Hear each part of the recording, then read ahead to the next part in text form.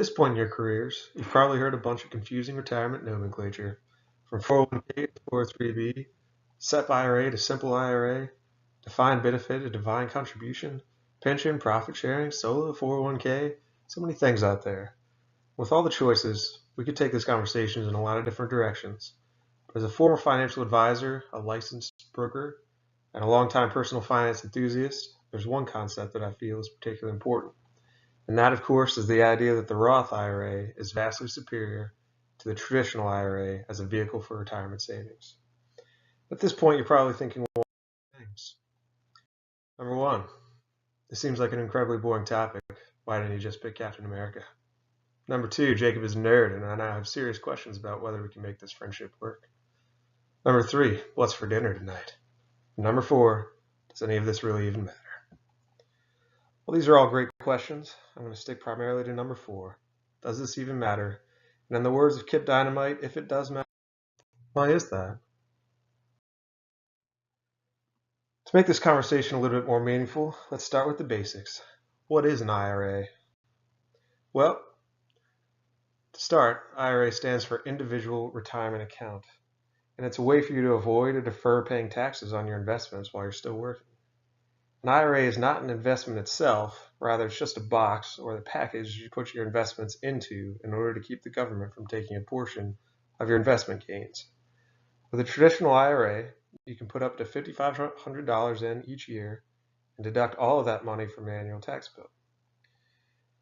You let your money grow tax deferred until you reach retirement age. Once you retire and are ready to use the money in your IRA, you pay taxes on everything you take out, the initial contributions and the investment gains, based on what your tax rate is while you're in retirement. The Roth is somewhat similar, but the mechanics are a little bit different. With the Roth, you still have the same contribution limits, $5,500 a year, but you don't get to take a tax deduction in the year that you contribute. But the big advantage of the Roth is that when you retire and you're ready to withdraw the money out of that IRA, you don't pay taxes on anything, not the gains or the contributions or anything at that point. So in short, you give up a small tax break on the front end in order to gain a big tax break in retirement. With the key differences between the Roth and the traditional in mind, let's walk through a quick example. Say you put in $5,000 into a traditional at the start of your career. You're in an average tax bracket of about 25%, and so you save immediately $1,250 in taxes that year that you contribute. And of course, naturally, you would use that money to buy furniture or something small that you have during that year, most likely. So that remaining $5,000 grows over the course of your career, and eventually after 40 years at a 9% annual growth rate, which is based on market returns over the last few decades, you would have an amazing $157,000 pre-tax. But because you didn't pay taxes on that money when you contributed, you have to pay taxes on all of it as soon as you start to withdraw. So if you withdraw everything immediately, you'd be left with only $118,000 rather than the initial $157,000. On the other hand, let's say you put that same $5,000 contribution into the Roth rather than traditional. You wouldn't get the initial tax break, so you wouldn't save that $1,250, but the money would grow tax deferred just like the traditional, and by the time you hit retirement, you'd have that same number, $157,000.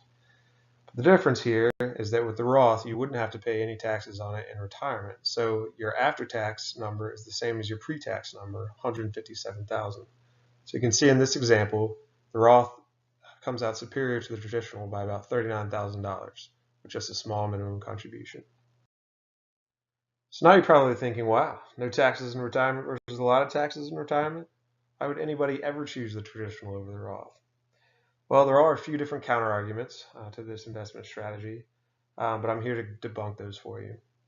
Number one, if I reinvest the tax savings on the front end, the belief is that the time value of money will allow me to save more money in retirement, even after taxes, with a traditional IRA. The thinking there is that you would take that $1,250 that you saved from that tax deduction in the first year that you contributed and reinvested it in the market that same year. So as shown in the chart, that would lead to an initial contribution amount of $6,200 rather than just that $5,000. So let's say the $6,200 earned a 9% rate, just like in the previous example. You'd end up with a whopping $196,000 in pre-tax retirement money in the traditional, which is far greater than the Roth. But if you look at the tax rate, it's that same 25% on the traditional, you'd still be coming out ahead in the Roth, even if you invested those tax savings on the front end.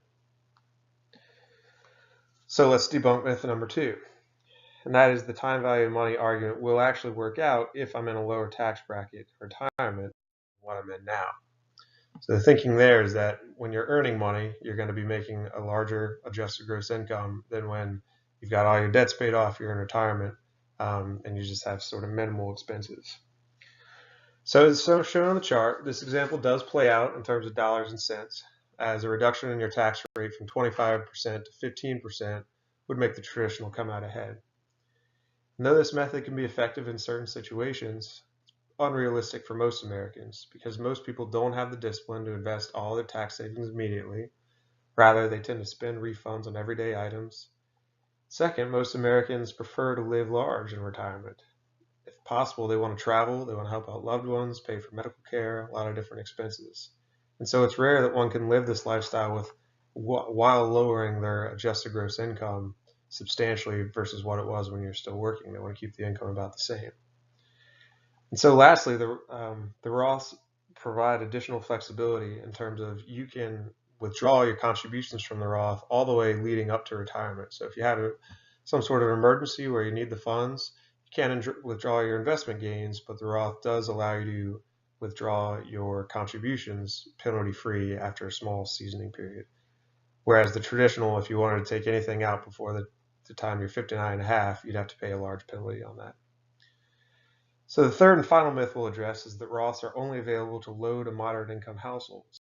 But in reality, that's untrue, as all married couples can contribute the full amount as long as they earn $193,000 a year or less. And even people earning above that number can still take advantage of a lot of the Roth's features through what's called a backdoor Roth, which will be discussed in a later segment. So in sum, the Roth IRA is a superior investment retirement vehicle from all angles. It's time to throw away the old traditional IRA and embrace the Roth.